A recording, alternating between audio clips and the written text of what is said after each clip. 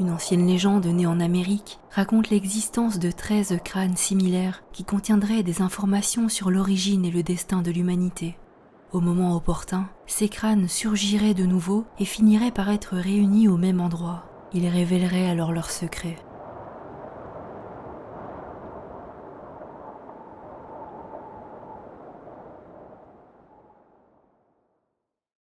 Un crâne de cristal est la représentation d'un crâne humain taillé dans un bloc de cristal de roche. Un certain nombre de ces objets circulent dans le monde, dans des musées ou des collections privées.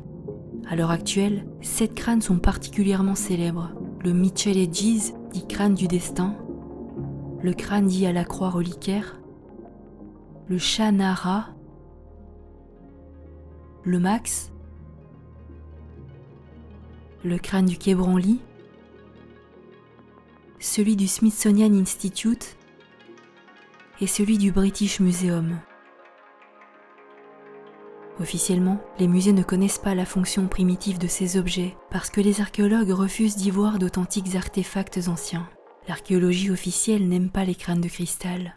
Il y a comme une sorte d'incompréhension, de malentendu entre ces deux univers antagonistes. Celui des autorités académiques, où tout est calibré, répertorié, inventorié, et le monde des amateurs de crânes, où la place est laissée aux témoignages personnels, aux histoires miraculeuses et surtout aux anomalies archéologiques. En bref, les crânes existent mais personne n'est en mesure de dire ce qu'ils sont et à quoi ils servent. Le problème avec ces artefacts est que le cristal de roche de quartz, la matière dont sont faits les crânes, ne réagit pas au carbone 14. Il ne peut donc pas être daté. Ce matériau ne s'use pas, ne s'érode pas et demeure identique comme au premier jour de sa trouvaille par l'homme dans les entrailles de la Terre. Ensuite, il est très compliqué de déterminer l'origine exacte du cristal.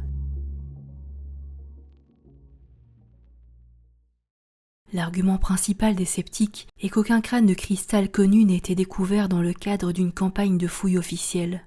Bien au contraire, tous semblent avoir surgi dans des conditions troubles, parfois soudaines, qui relancent à chaque fois la polémique. Les crânes présents dans les musées y sont arrivés dans des circonstances trop floues pour certifier leur authenticité.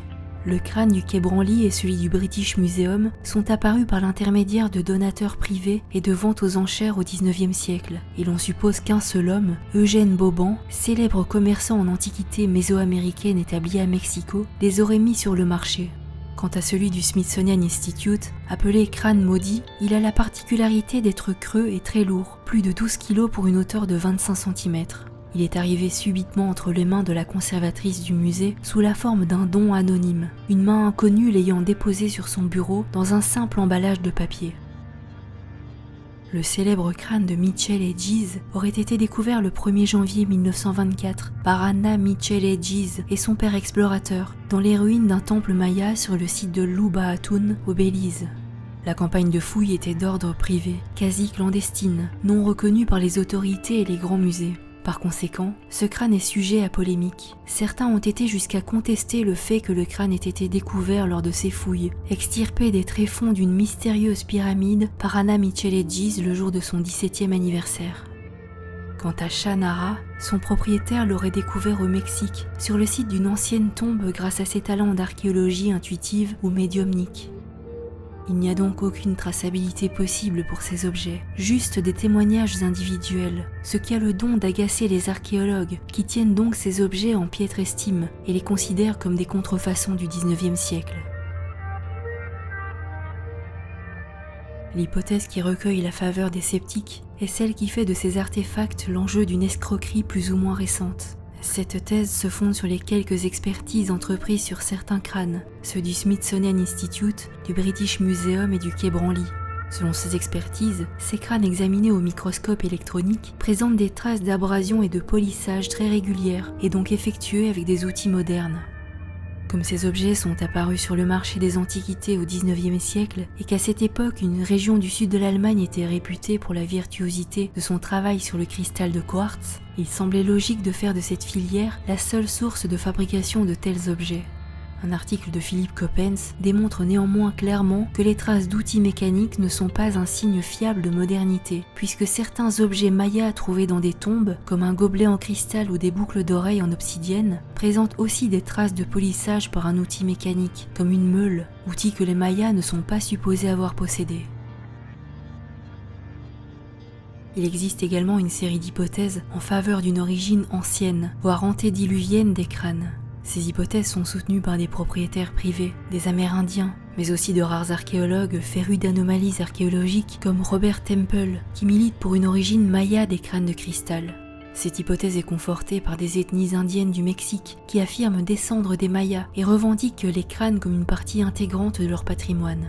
Le souci est qu'il n'existe aucun écrit émanant de ces civilisations, tout simplement parce que les conquérants espagnols et le clergé ont saccagé manuscrits et archives des peuples autochtones. Les Indiens d'Amérique du Nord s'intéressent également aux crânes de cristal, ainsi qu'aux propriétés du cristal de roche de quartz. Les chamans et hommes médecine l'emploient pour ses vertus curatives, les cristaux étant considérés par les Indiens comme habités par des entités. Certains propriétaires de crânes, ainsi que les chamans mexicains, croient également au pouvoir thérapeutique de ces objets. Une ancienne croyance amérindienne assure que les crânes de cristal font partie d'une sorte de grille énergétique naturelle qui entoure toute la planète et relie toutes les choses entre elles. Les crânes y joueraient un rôle d'antenne relais, mais aussi de réservoir capable de capter et de stocker de l'information. C'est pourquoi les Amérindiens en ont fait des symboles de connaissance. Le plus beau représentant des crânes de cristal, le Michele Giz, est le seul à avoir été sculpté dans du cristal de roche de quartz de qualité optique, c'est-à-dire de la plus haute valeur et d'une pureté rare. L'objet pèse un peu plus de 5 kg, ce qui signifie que la pierre d'origine devait en peser 10 avant d'être sculptée. Un spécialiste du cristal de roche de quartz affirme qu'une pierre de ce gabarit est très rare, presque de la légende. Les plus grosses roches de ce type que l'on trouve sont habituellement d'un poids de 2 à 3 kg pour un prix extrêmement élevé. Quand bien même une pierre de ce poids et de cette qualité serait découverte, des artisans ne prendraient pas le risque de les abîmer en essayant de les tailler.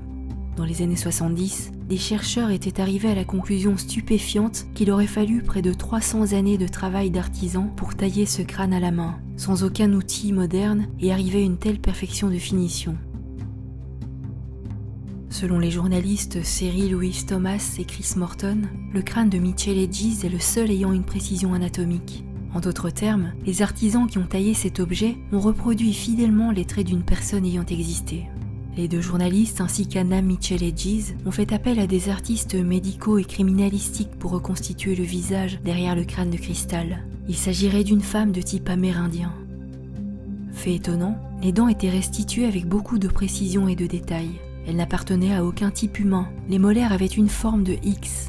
Le médecin qui s'occupait de l'affaire estima qu'il ne s'agissait pas d'une erreur de la part du sculpteur.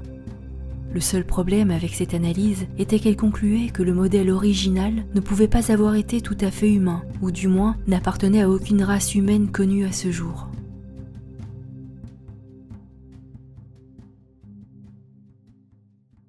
Si les expertises apportent des solutions plausibles sur l'origine contemporaine possible de certains crânes, celui de Michele Giz, qu'il ait ou non été trouvé dans un temple maya, demeure un objet à part. Il fut affirmé que les Michele Giz n'avaient pas trouvé leur crâne lors de l'expédition au Belize, mais que celui-ci avait été acquis lors d'une vente aux enchères en 1943. Les Michele Giz n'ont jamais démenti ce fait, et l'achat lors de cette vente aux enchères était pour eux le seul moyen de récupérer le crâne puisqu'ils l'avaient vendu quelques années auparavant à cause de problèmes financiers. Des témoignages affirment également que le père et sa fille étaient déjà en possession de l'étrange objet au début des années 30. En 1936, l'éminent anthropologue Geoffrey Mackay Morant, accompagné d'Adrian Digby, conservateur du département d'ethnologie du British Museum, expertisèrent le crâne de Michele Giz et arrivèrent à la conclusion qu'il ne s'agissait pas d'une fabrication contemporaine. Digby écrivit « Il n'y a pas de traces et de marques d'outils identifiables, et il est absolument certain que le crâne n'a pas été conçu à l'aide d'outils en acier. » Les deux hommes soulignèrent que la mâchoire inférieure amovible du crâne avait dû exiger de son créateur des centaines voire des milliers d'heures de travail. En 1964, Anna Michele Giz confia son crâne à deux célèbres experts et restaurateurs d'objets anciens. Ils employèrent un microscope binoculaire afin de créer une image tridimensionnelle du crâne. C'est au cours de cette expertise que le crâne sembla révéler une dimension magique. Les chercheurs remarquèrent que le crâne produisait d'étranges effets optiques. Une lumière projetée à l'arrière de l'objet était réfléchie directement à l'intérieur des orbites. On aperçoit, si on le regarde de face, de spectaculaires images semblant provenir de l'intérieur du crâne lui-même. Autre caractéristique unique, sa mâchoire est détachable. Les chercheurs en déduisirent que l'objet n'avait pas été conçu pour être simplement exposé, mais pour être actionné de manière à donner l'impression de parler tout en projetant des images. En 1970, le crâne fut amené au laboratoire de Hewlett-Packard en Californie. À l'époque, l'un des plus avancés en informatique et en électronique, spécialisé dans la production de cristaux de quartz de précision pour les hautes technologies. Un des tests révéla que le crâne et sa mâchoire amovible avaient été taillés dans le même bloc de roche de cristal de quartz. Les techniciens affirmèrent qu'ils étaient incapables de reproduire un crâne semblable avec les technologies en leur possession. On suggéra donc que le crâne avait été créé à l'aide d'une technologie inconnue. Il serait donc la preuve physique de l'existence d'une civilisation avancée et perdue. Des chercheurs ont constaté que les crânes de cristal émettaient des ondes électromagnétiques et donc des photons. Leurs expériences indiquent que l'on serait en présence d'un mode de transmission d'informations encore inconnu ou oublié. La mémoire holographique est une technique de mémoire de masse utilisant le volume du support au lieu de se limiter à la surface pour stocker de hautes densités de données dans des cristaux ou des polymères photosensibles. Ce processus de stockage ne fait pas exactement appel à un cristal de quartz, mais à un matériau assez semblable, un polymère photosensible. Concernant l'utilisation de la pierre brute, un spécialiste de chez Hewlett-Packard affirme « L'idée qu'un crâne de cristal brut puisse être capable de stocker de l'information n'est pas du tout invraisemblable. La clé du mystère est donc de savoir comment réveiller le cristal, comment décoder par des processus technologiques les informations qui y seraient contenues et qui pourraient se manifester sous la forme d'émissions de particules de lumière, c'est-à-dire des photons. » En 2016, des chercheurs ont annoncé avoir produit un disque dur de cristal de quartz permettant de stocker des données pendant 13 milliards d'années. De la taille d'une pièce de monnaie, ce support a la capacité d'emmagasiner 360 téraoctets de données et permet d'envisager les hypothèses les plus fascinantes concernant les crânes de cristal. Si la vidéo vous a plu, n'hésitez pas à mettre un like, abonnez-vous si ce n'est déjà fait et activez la cloche pour recevoir les notifications. C'est important pour soutenir la chaîne. Et si le contenu de ma chaîne vous plaît, vous pouvez aussi me soutenir en faisant un don sur Tipeee.